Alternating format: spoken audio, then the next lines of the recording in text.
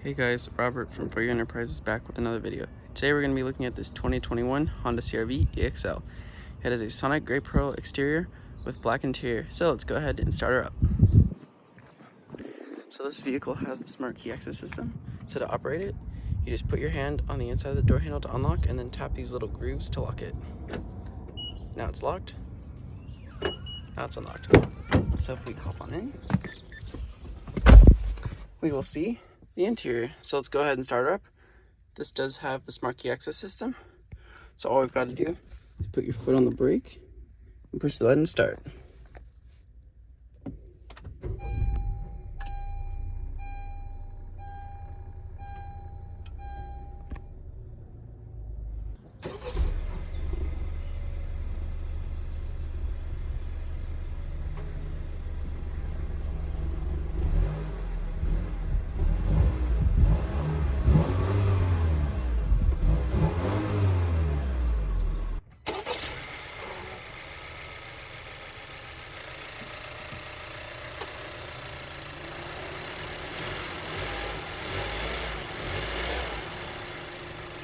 So if we look at the odometer, we can see this one has 14,238 miles. So if we take a look at the rest of the interior, we will see that it looks pretty good. Overall, Honda did a pretty good job with this in my opinion. There are some areas that they could have improved on. First, you've got the screen, which is pretty good, except that I found that it has some issues like lagginess. Like if I click something, it takes kind of a while to open the menus, and just general stuff like that can be kind of annoying to deal with. Like you can bump the wrong thing really easily. And see, that's how long it takes to load the radio, for example. Let's try some copyright-free classical music here. Just test the sound system.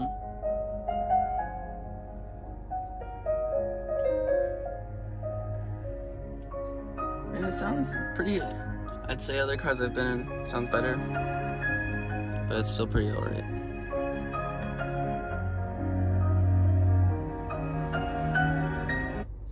Alright, so then there's just some other little intuitive things I don't love about this system. Like if I turn it off, it just says audio power off. I have to go back to source and then this, but then if I go back, it just, I don't know. There's just something that feels a little off about this system to me, but overall it's alright. It does have a compass in it, which is pretty nice. One thing that this car also has that I don't love is that the climate controls are mainly integrated within the screen. So to adjust stuff like the temperature, it does have these nice knobs. Thank you, Honda, for not having buttons or something stupid, but in order to see the temperature, you have to look at the screen. And then in order to adjust more precisely, you have to push this climate button, and then it comes up with this climate menu, which allows you to change the modes and turn it on and off and stuff like that. Although you also can adjust the fan speed with these little buttons down here. So that's the climate system. If we take a look at these other menus, you have Honda Link in here, which mainly shows you stuff on your phone of vehicle stats, whether or not you need service, it might show that, stuff like that. This also has a feature where you can see where the car's traveled for if you're a teen driver or something like that. If we take a look at settings, you will see that this just gives a list of all the stuff that you can change, pretty much, clock, camera, all that kind of stuff. But yeah, if we come back here, yeah, I mean, it's got the source thing, which is kind of odd, but if we could, yeah, I mean, it's just, I don't know, I have to click back then, it's stuck in this menu. Clicking source doesn't fix it.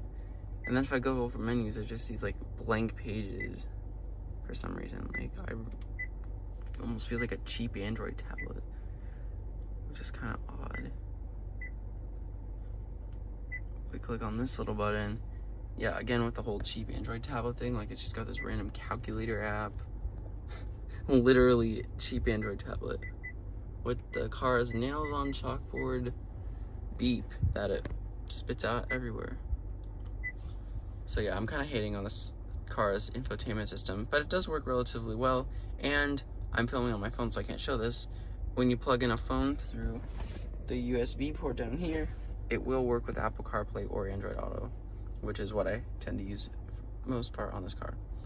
One thing that Honda added with the 2017 redesign was they put back a volume knob, but unfortunately there's no tune knob. So if, say, I'm in the radio and I want to tune, I have to use these stupid buttons to tune, which is very annoying.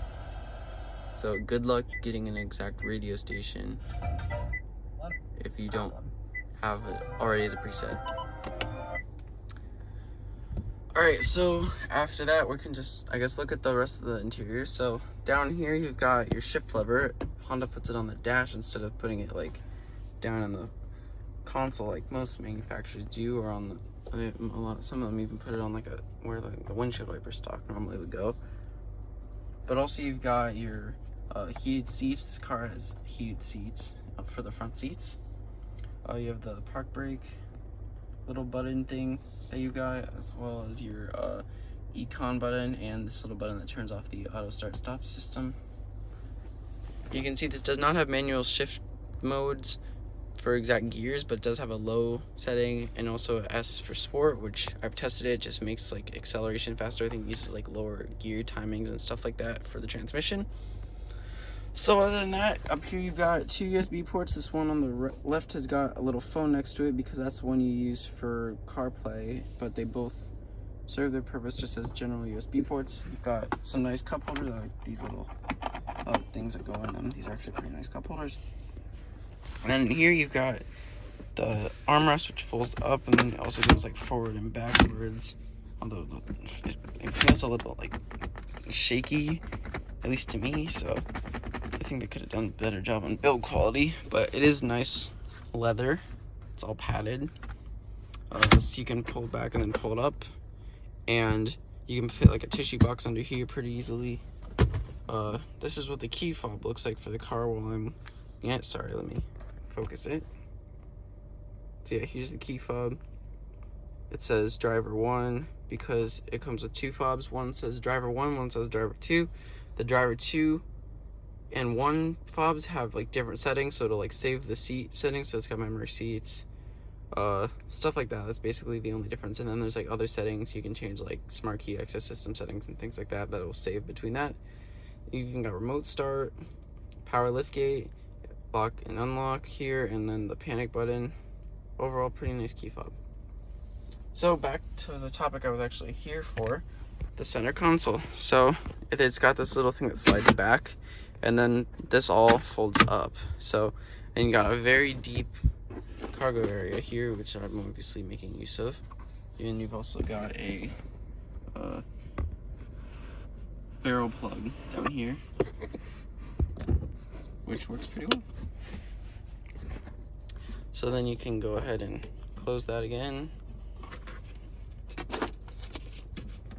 Processing, please wait. Just like this, and then fold it back down. Alright, so if we look at the steering wheel, you will see you've just got your Honda badge, obviously the horn. If we do a horn test, make sure no one's walking by. There we go. Here you've got your steering wheel buttons. This is just the volume. Got answer a call, hang up a call or back, voice commands. With that, I guess I can segue over to this side of the steering wheel. This is for your adaptive cruise control, which this car does have, at least in the EXL trim that I have here, as well as lane keep assist. If we take a look at the gauge cluster, you will see that it's fully digital, which I actually quite like. You've got this nice big digital speedometer.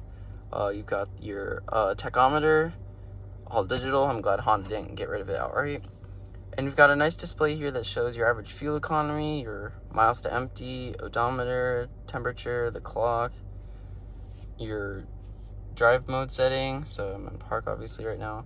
And then off on the sides, you've got these nice little digital gauges that shows like your gas tank, whether you're full or empty, and then your engine temperature.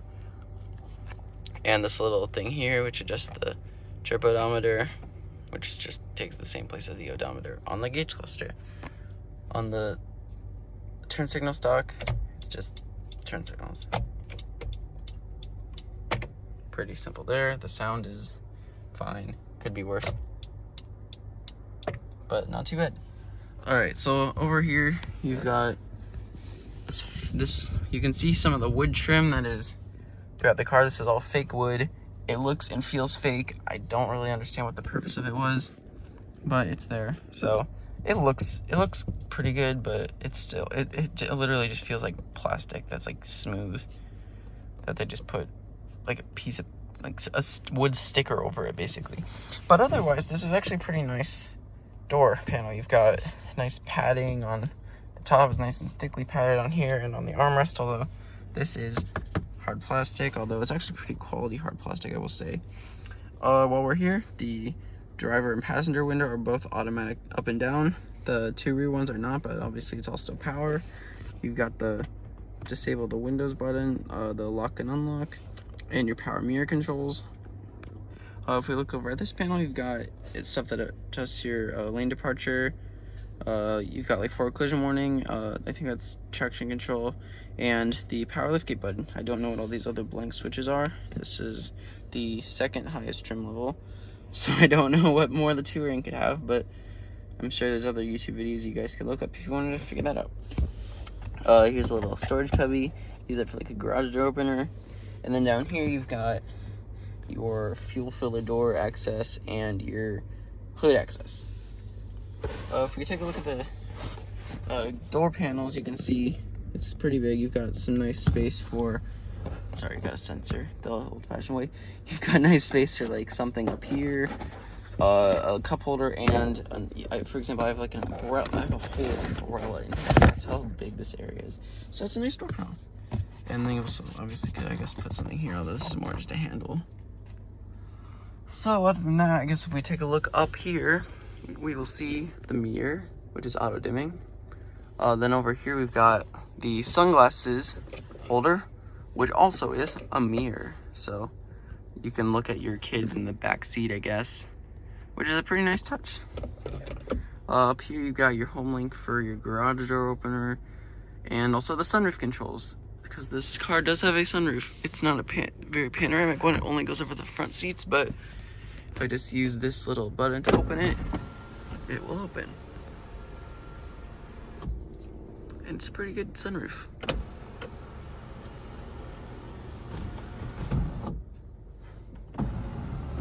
And you can just tilt it up like that too. And it's just got a manual shade. But overall, it's a pretty nice sunroof. And then just to turn the dome lights on, you just push them in. Pretty simple.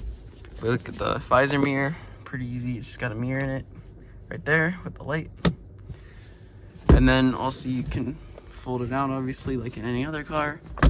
And if you want to adjust it, instead of having a little thing on the side here, you can actually just move the whole thing forward and backward.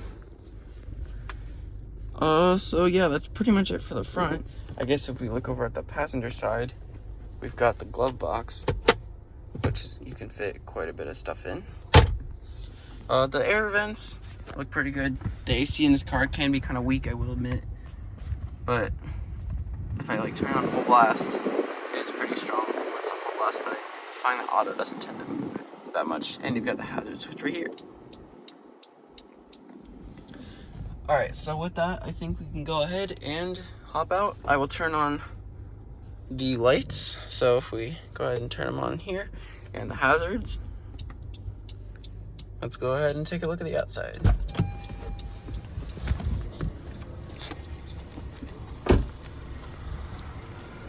So here's the exterior.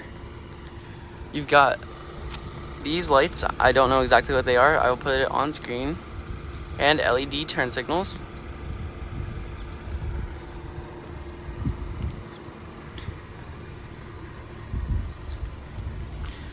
You do also have turn signals and the mirrors. Down here you have your 18-inch wheels with hand-cooked tires.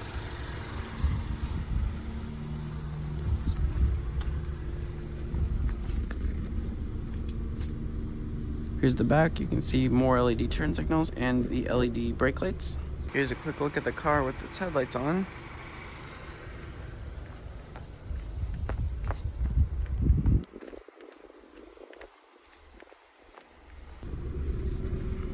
we can also look over here and see the backup camera and the tailgate, which is power. When you're back here, you can see it's got plenty of room for your stuff. Underneath the cargo liner I have, you can see this actually folds up, and you've got a full-size spare down there, as well as some tools like a jack. And you've also just got these nice big cubbies, so pretty nice overall. You also can fold the rear seats down just by pulling these handles for even more cargo space. And we can go ahead and close it by pushing right here.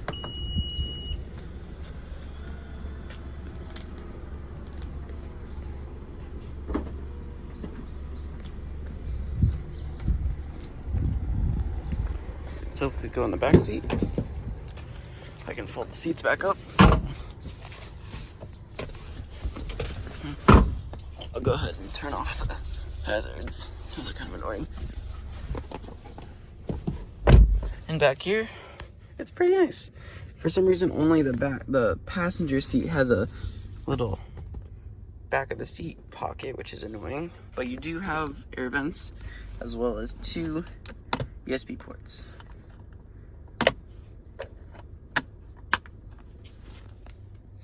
Otherwise, back here, you've also got your cup holders, which I actually really like the way Honda did this. You can still have an armrest here while also still having drinks in here, because they made it like vertical like this. And it just folds up pretty easily there. You also can recline the back seats using this little lever up here. And yeah, overall the back is pretty nice.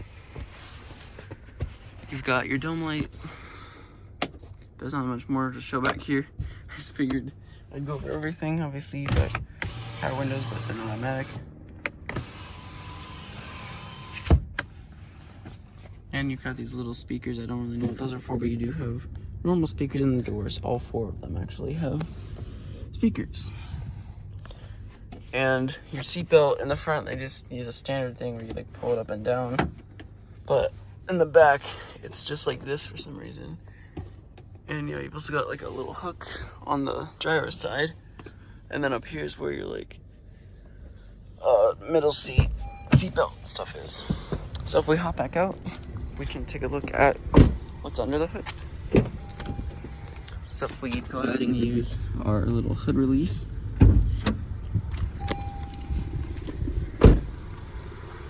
we can then take a look under the hood. So I don't burn myself doing this. There you go. Alright, this is Honda's 1.5 liter turbocharged 4-cylinder that makes this horsepower. And yeah, it does a pretty good job at powering the car. Sometimes it feels a little underpowered, but overall it's a pretty good engine. And I tend to get about 30 miles per gallon combined, which is really good for this size car. So yeah, that's under the engine bay.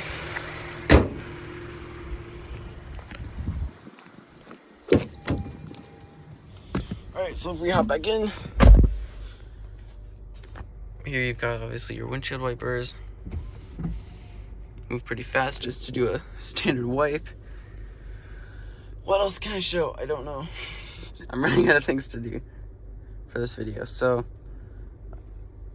I guess that'll pretty much wrap it up. There isn't much more I can show.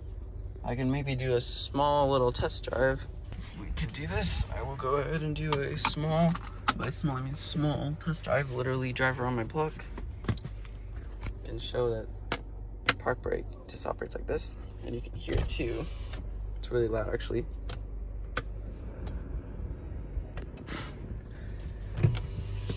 So let's go.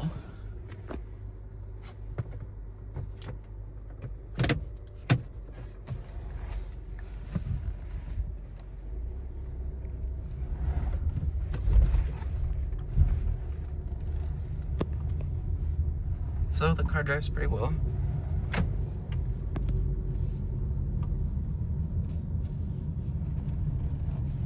Handling is overall pretty good.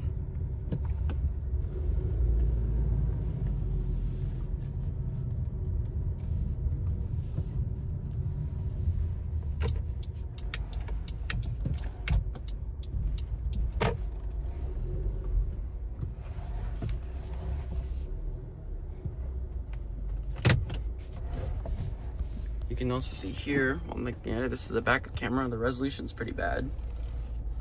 I'm not impressed by this at all. But yeah, you can see, it does its job. It's got rear projection lines. Makes me not hit this bush. You can see I put it in sport mode. And it doesn't do much when I'm not moving much, but it still works.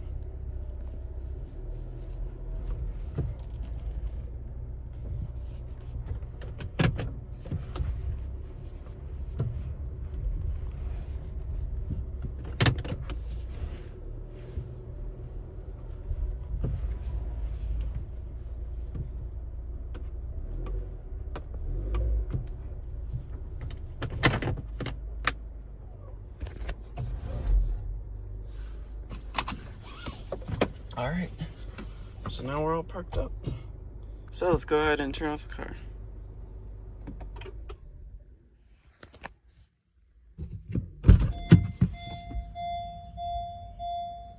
That is a light sound I've never heard before.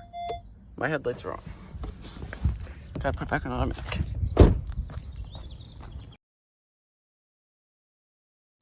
Alright guys, so that'll do it. Thanks for watching. Sorry about the lack of videos lately. I've been really busy with school and stuff. But now the summer's here, expect at least a little bit more in terms of stuff from me. So with that, I'll see you guys all in the next video. Bye.